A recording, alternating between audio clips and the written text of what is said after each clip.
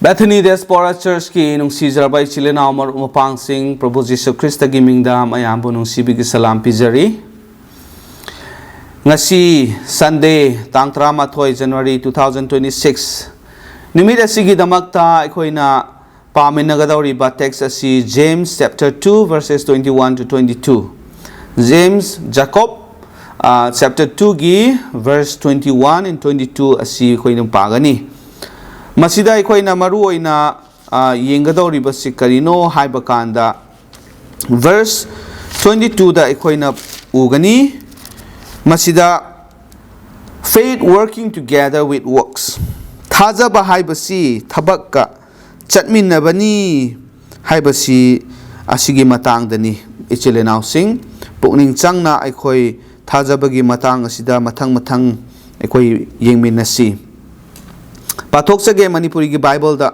aikoi gi ipa Abraham na mahaki machani pa Isakpu latna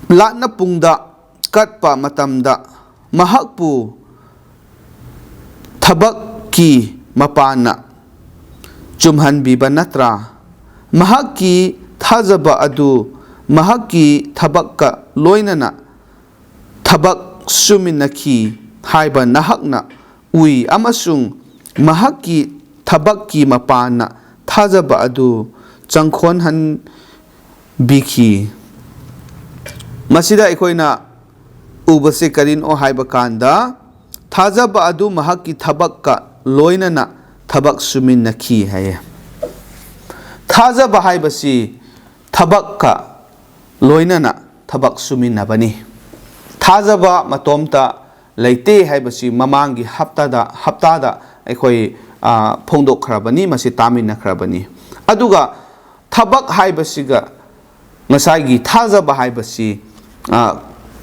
khaidoknaba yaroi makoi asi chatminnaba Thabak suminnaba aduni haibasi Apostle James na takpi bani masigi text asi aikoi na paba kanda mi kharagi damakta yamna kari haigani marakta problem oiba kari haigani chamam naba mayek seng na masi bhap taba ngamdaba adugumba problem se laye aduna yengba kanda Apostle Paul na Romans chapter 4 iriba asiga contradict oye masi yetne haibagi wakhalonda adumaina mi kharana ubasu yawi aikoi Romans chapter 4 asi pasi masida Karamaina Apostle Paul na ibano haibase verses 1 to 5 asi ay patok sage Romans chapter 4 gi verses 1 to 5 pasi aduna di haksangi marida ekoi gi ipa Abraham na mahaki Thabakki mapana phangkhiba adugi maramda ekoi na kari haigadage maramdi Abraham bu mahaki Thabakki mapana chumhanbi khrabadi mahaki chauthokpham lay adubu ishorgi mafamdadi nate maramdi sastrana kari haibage Abraham na ishorbu thajare aduga madu mangonda dharma chenba oina singthabikhi mi amana Thabak tawba matamda mahaki atawman adu khudon oina singthanade adubu phangpham thokpa oina Singthanei Thabak yaudaba Ishor ningdaba singbu chumhanbiba mahakpu Thajaba mahaki Thajaba adu dharma chenba oina singthanabani ichiri now sing masida aikoigi wakhalda tatana thamgadaba maru oiba achumba khara aikoi yengsi madudi ahanbada there are no contradictions in the Bible Ishorgi Shastra da Bible da kari amata yeknaba laite haibasi aikoi khangadabani aduga one text would complement another text amabu sumaina mapung phahannaba oina masi laibani no text would contradict another kaidongai dasu text amana atopa text ama Bible gi manungda masi kari haigani sugyek yek loi haibasi aikoina masi khangadabani masi achumbani Ishor gi wahai asi aduki matik yamna harmony oina chatminnabani. What the Apostle Paul wrote, masida Apostle Paul na iriba asi karino. Romans chapter 4 da aikoina pathokiba do. He was addressing a problem. Masida mana maru oina taubasi problem ama address taubani. Madudi karino haiba kana there were some who preached that salvation is obtained by work. Mi khara na makoina phongdok pasi karino haiba kanda aran khubam haiba se aikoi thabak na tanba yai thabak na aikoi gi thabak ki mapana aikoi aran khubam phangba yai haiba gi adumba pot asi makoina phongdok pagi maramna Apostle Paul na masi chumde haiba si mahakna phongdok pani Madugi maram na masi ibani. Paul taught otherwise.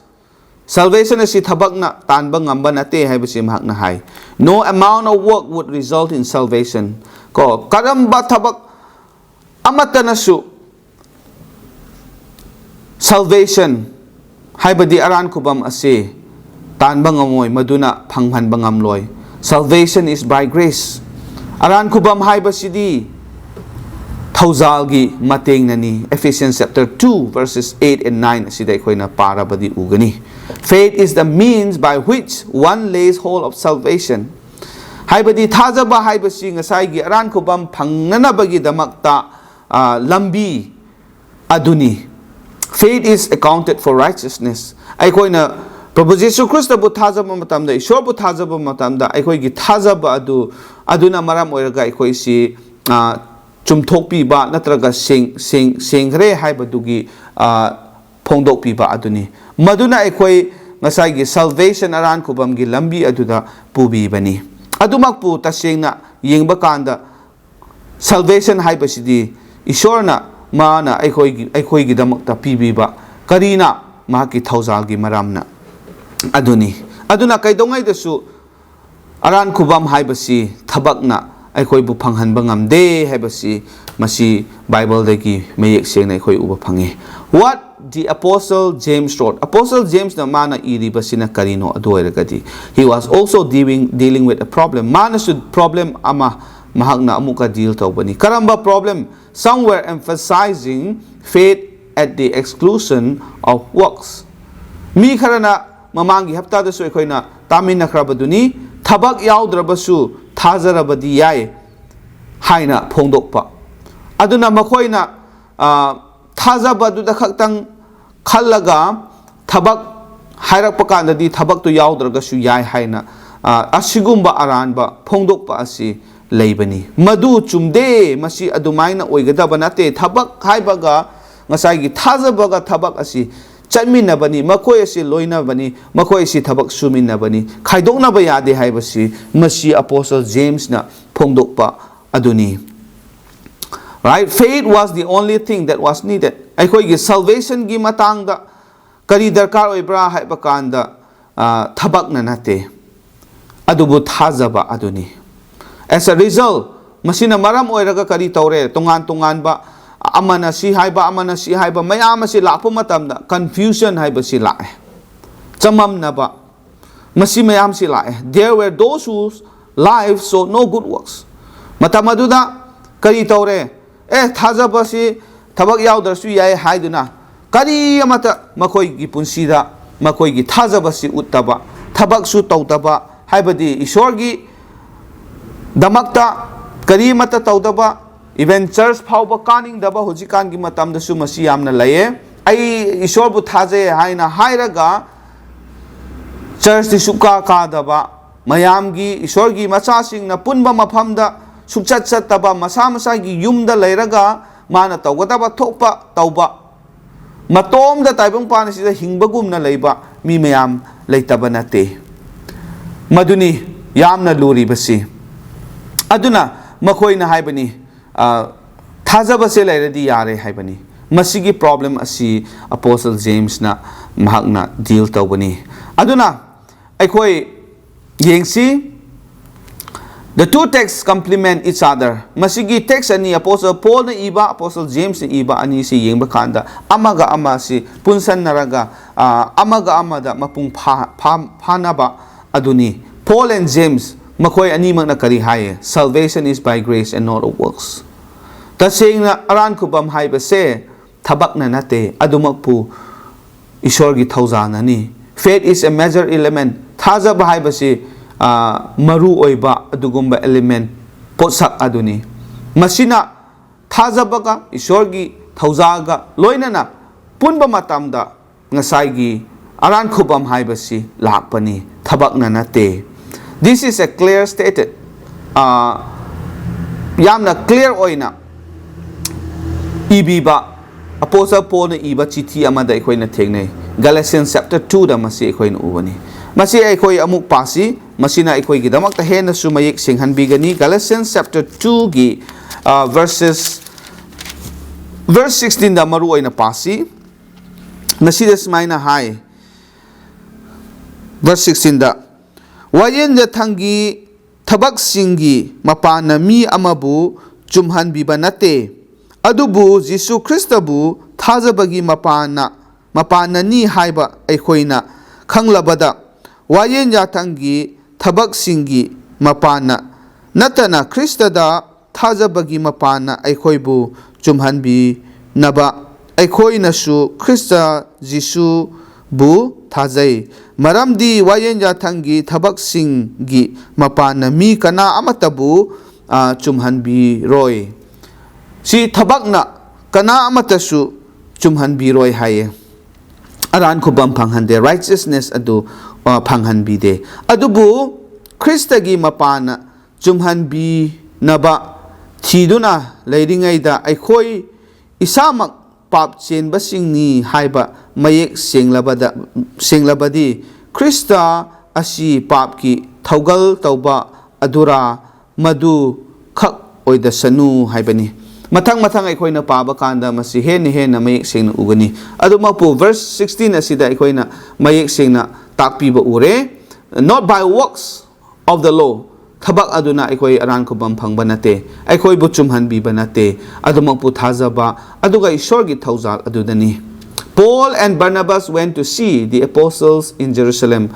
Jerusalem da layba apostles sing adu Paul ga Barnabas na chatuna makoy unaroy. Maduda kari ure, false teachers were teaching people about salvation by works. Maduda chumdaba aran ba oza sing na mi sing da kari tae. Aran ko ba masi Thabak na akoy na phangba yaba. Aduni hay na makoy na takpi ba si makoy na thengnaroy. Aduda Paul ga Barnabas asina kari haye. Doctrine of salvation by grace through faith. Aran ko ba masi masigi matang da takpi ba asi makoy na defend tauba satpani. Maduda kari haye isorgi thawzal Thajabagi maramna aikoy na masigi aran ko bam ase phangmani Thabak na nate haibasi makoy na hay. Peter, James and other leaders were in full agreement with the doctrine promoted by Paul and Barnabas. Maduda Paul ga Barnabas na promote tawriba masigi doctrine asida makoy na suloy na yay. Masi makoy na munna khanma matamda taseng na mag Jesu Krista gi takpi bagi matung ina makoy na masi chumle hay na loy na yabani. What was the emphasis of the Apostle James? Adu ragadi masi mana iriba asi karino mana emphasis tawning ba mahak na phongdok ning ba mahak na takning ba si karino. James cited the example of Abraham as the Apostle Paul did. Apostle Paul na tawbugom na Apostle James and so Abraham give example asi mahak na site tawe habadi mahak na madu pathoi mahak na phongdoi. James highlighted the faith of Abraham. Abraham gi thajabado mahak na highlight tawe utpire his faith in God was there. Taseng na Abraham na ishor bu thajai haibasi lay masi chumbani haibasi phongdoi, but his faith was one that was alive and not dead. Abraham gi thajaba do ahing ba thajaba aduni asiba thajaba nate. His faith in God led him to do what was good and right. Aduna magi thajaba si asi ahing ba thajaba oibagi maramna kari taure hai bakanda magi punsi da yeng bakanda magi thajaba isor da thajaba aduna aphaba amadi achumba thabak adu tauhalli. Abraham offered his son Isaac as a sacrifice. Abraham na mahaki machanupa adubu mahak na sacrifice oina offer tawi pithoki. This work arose from his faith in God. Si magi amatangay raba machanupa Isaac adubu kathok pa haibasi yamna lain hekta tawba yaba nate aduma pumana taseng na isorbu thajabagi maramna masigi thabak asi ma tawba ngambani. Thajaba leitana thabak uba ngamoy aduga thajaba do leiba kanda asigumba thabak mayam asi soidanamak uba phangani. He was not seeking to earn his salvation by his work. Mahakna masigi thabak si tawraga masigi mapana ma aran khubam phangani haina tawba nate. His work of faith please God adumak pumana tawriba magi thajabagi thabak aduna Isor bu penhan bani. God called him a friend. Isor na mabu marup haina kausu kaubani. Works would be the natural expression of faith in God. Si thabak hai basidi achumba thajaba laikhraba matamda madu thabakta aikoina uthokpa thabakta thoklakpa tawthokpa madugi expression aduni haibani. There is no contradiction at all in the scripture. Maram aduna aikoy na Bible de yingba matam da karisu masida contradiction khetnaba natraga yetnaba amata laite. Scripture always harmonize wonderfully aduni ngasai isorgi shastra asidi punamak ase loinamak ase yamna sumaina harmonize oiraga lay haibasi aikoina mathang da loina munna pabo matam da uba phange aduna ngasi aikoi gi challenge karino to seek clarification. Aikoi masigumba chamam naba masigumba mayek sing da mayam se leipa matam da aikoi mayek sing na naba aikoi hotnaba thiba darkar oye to resolve apparently conflicting texts. Masigumba conflicting oiba text manba texting ase aikoi na mayek sing ningai aikoi kan na hotnaba darkar oye hangba darkar oye thiba darkar oye to ensure all texts are carefully examine. Aikoi chap chana amam text asi Bible gi texting ase paraga aikoi examine tawgadabani. Loina na things to look for aikoi na kari yengani haiba kanda masi tawgada darkar oibase the text the context of a text madugi text adugi context magi background karino kari gi masigi wahai si ibano karamai no oibano haibase aikoi yengba darkar oye aduga sizinariba wahai sing ase kari gi damakta sizinabano masisu yengba darkar oye aduga the harmony that must be there masida nasaigi chatminaba yamna chanaba harmony haibasi aikoina uba phangnanaba thiba darkar oye to find certainty clarity ama laire mayek senghanba aduga certainty masi chumle masi soidre haiba ama masisu aikoi thidokpa darkar oye karino in our faith in God aikoi gi thajaba isor da thajaba se chumle haiba se aikoi mayek senghangadabani masi darkar oye aduga a clearer and stronger faith aikoi gi thajaba se mayek seng yamna hena sengba ka loina na hena su kanba mapung phaba thajaba do oihan basi darkar oye. Doubts must be cleared away chingnaba khuding makase aikoi na lauthokadabani aduga to combat false teachings chumdaba aranba takpiba mayam ase aikoina combat tawba darkar oye masi aikoina thingba darkar oye masi aikoida laktanaba madudagi aikoi ngakthokpa ngamnanaba aikoi kanna hotnaba tai. Many false teachings abound hojikangi matamda aranba takpiba mayam asi thoklai haibasi aikoina khangi masi aikoi yengadabani masi chekshingadabani. Only truth can help us deal with wrong teachings. Wrong teachings aran basing se karmai na koi deal tawba ngamgani masiga koi karmai na mayok na bangamgani haiba matamda achumba haiba sikhaktana aikoi gi mateng adu pibi bangamgani. The church must ever hold fast to the truth of God's word. Aikoi singlup singna achumba haiba sida aikoi isorgi wahai gi achumba asida aikoi chena paiba chena laiba adu darkar oye haibasi mayamda ngasi ishorgi shastra sigi mapana mayamgi maphamda ꯐꯣꯡꯗꯣꯛꯆꯅꯤꯡꯕ ꯑꯗꯨꯅꯤ ꯄꯨꯛꯅꯤꯡ ꯊꯧꯒꯠꯆꯅꯤꯡꯕ ꯑꯗꯨꯅꯤ ꯇꯥꯈ꯭ꯔꯕ ꯃꯤꯄꯨꯝ ꯈꯨꯗꯤꯡꯃꯛꯇ ꯏꯁꯣꯔꯅ ꯍꯦꯟꯅ ꯕꯣꯔ ꯄꯤꯅꯕꯤꯕ ꯑꯣꯏꯁꯅꯨ ꯏꯁꯣꯔꯗ ꯉꯥꯛꯇꯪ ꯍꯥꯏꯖꯃꯤꯟꯅꯁꯤ ꯋꯥꯡꯊꯣꯏ ꯁꯦꯡꯊꯣꯏꯔꯕ ꯁꯔꯒꯗ ꯂꯩꯕ ꯏꯄꯥ ꯏꯁꯣꯔ ꯅꯍꯥꯛꯄꯨ ꯊꯥꯒꯠꯂꯤ ꯉꯁꯤꯒꯤ ꯅꯨꯃꯤꯠ ꯑꯁꯤꯗ ꯑꯩꯈꯣꯏꯕꯨ ꯅꯨꯡꯁꯤꯕꯤꯗꯨꯅ ꯅꯍꯥꯛꯀꯤ ꯋꯥꯍꯩ ꯑꯁꯤ ꯑꯩꯈꯣꯏ ꯇꯥꯃꯤꯟꯅꯔꯦ ꯑꯩꯈꯣꯏꯒꯤ ꯊꯥꯖꯕ ꯑꯁꯤ ꯃꯌꯦꯛ ꯁꯦꯡꯍꯟꯕꯤꯌꯨ ꯑꯗꯨꯒ ꯂꯣꯏꯅꯅ ꯑꯩꯈꯣꯏ ꯃꯁꯤꯒꯤꯗꯃꯛꯇꯁꯨ ꯌꯥꯝꯅ ꯍꯣꯠꯅꯕ ꯊꯤꯕ ꯂꯦꯞꯇꯅ ꯁꯣꯏꯗꯅꯃꯛ ꯑꯩꯈꯣꯏꯒꯤ ꯊꯥꯖꯕ ꯑꯁꯤ ꯃꯌꯦꯛ ꯁꯦꯡꯍꯜꯂꯒ ꯑꯗꯨꯒ ꯑꯩꯈꯣꯏꯒꯤ ꯊꯥꯖꯕ ꯑꯁꯤ ꯆꯨꯝꯂꯛꯑꯦ ꯍꯥꯏꯕꯁꯤ ꯑꯔꯦꯞꯄ ꯂꯩꯔꯒ ꯏꯄꯥ ꯏꯁꯣꯔ ꯍꯦꯟꯅ ꯃꯄꯨꯡ ꯐꯥꯕ ꯊꯥꯖꯕ ꯑꯗꯨꯒ ꯊꯕꯛꯀ ꯂꯣꯏꯅꯅ ꯑꯩꯈꯣꯏꯒꯤ ꯊꯥꯖꯕ ꯑꯁꯤꯗ ꯆꯠꯄ ꯍꯤꯡꯕ ꯉꯝꯕ ꯄꯨꯟꯁꯤ ꯑꯣꯏꯍꯟꯕꯤꯌꯨ